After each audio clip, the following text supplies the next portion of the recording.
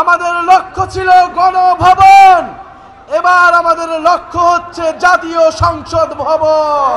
অনেক স্বপ্ন নিয়ে আমার ভাই আবু সাইদ পুলিশের বুলেটের সামনে বুক পেতে দিয়েছিল। অনেক স্বপ্ন নিয়ে আমার এই রাজশাহীর ভাইয়েরা শহীদ হয়েছিলেন। আমাদের স্বপ্ন ছিল না কেবল শেখ হাসিনার পতন, আমাদের স্বপ্ন ছিল একটি নতুন বাংলাদেশ, সংস্কারের মাধ্যমে বাংলাদেশের পুনর্গঠন।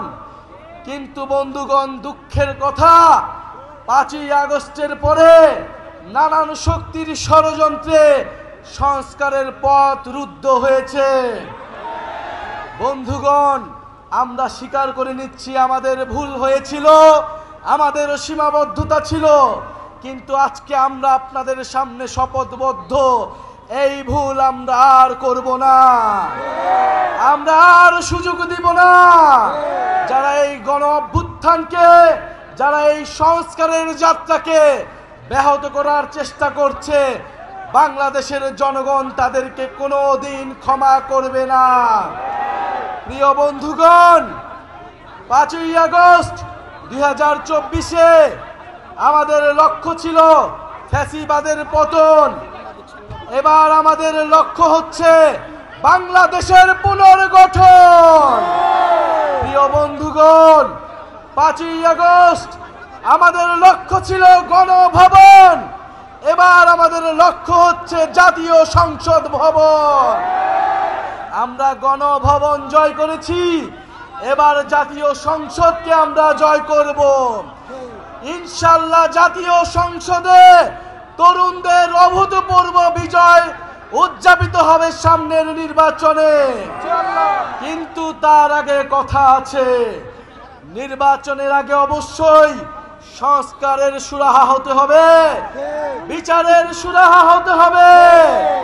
গণহত্যাকারী খুনি হাসিনার বিচার আমরা দেখতে চাই, সংস্কার দেখতে চাই এবং নতুন সংবিধান দেখতে চাই।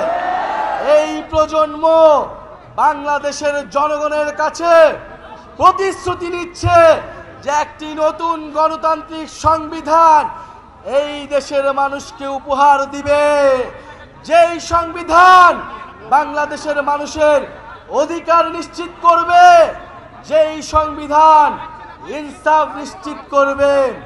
প্রিয় বন্ধুগণ, স্বৈরতন্ত্র এবং পরিবারতন্ত্রের অবসান ঘটাতে হবে এই বাংলাদেশ থেকে। মেধা এবং যোগ্যতার ভিত্তিতে আমরা নতুন রাজনীতি এবং নতুন বন্দোবস্ত গড়ে তুলব।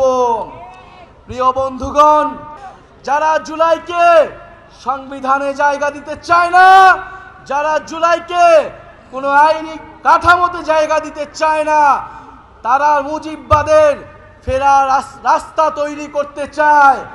তারা মুজিববাদের নতুন পাহারাদার হিসেবে নিজেদের ঘোষণা করেছে। মুজিববাদের যারা পাহারাদার, তাদের বিরুদ্ধে আমাদের অবশ্যই প্রতিরোধ গড়ে তুলতে হবে। প্রিয় সংগ্রামী বন্ধুগণ, এই রাজশাহী নগরকে, এই রাজশাহী জেলাকে আমরা আবার পুনর্গঠন করতে চাই।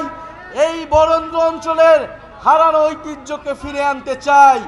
রাজশাহীতে কর্মসংস্থান থাকবে, রাজশাহীতে শিক্ষা থাকবে, রাজশাহীতে চিকিৎসা থাকবে, রাজশাহীতে শিল্পের বিকাশ ঘটাতে হবে।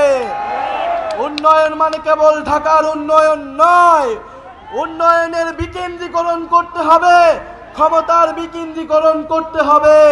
এটার জন্যই সংস্কার, এটার জন্যই আমাদের নতুন দেশ, এটার জন্যই জুলাই পদযাত্রা।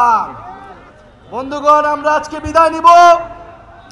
আমাদের এই জুলাই পদযাত্রার বার্তা নতুন দেশ গঠনের বার্তা, দুর্নীতিমুক্ত বাংলাদেশের বার্তা, বৈষম্যহীন ইনসাফ ভিত্তিক বাংলাদেশের বার্তা আপনারা বাংলাদেশের প্রতিটি গ্রামে গ্রামে, বাসায় বাসায় পৌঁছে দিবেন। ইনশাআল্লাহ আমরা ইনসাফের ভিত্তিতে, দায় দরদের ভিত্তিতে নতুন দেশ উপহার দিব বাংলাদেশের জনগণকে। জনতাই বৈধতা, জনতাই ক্ষমতা।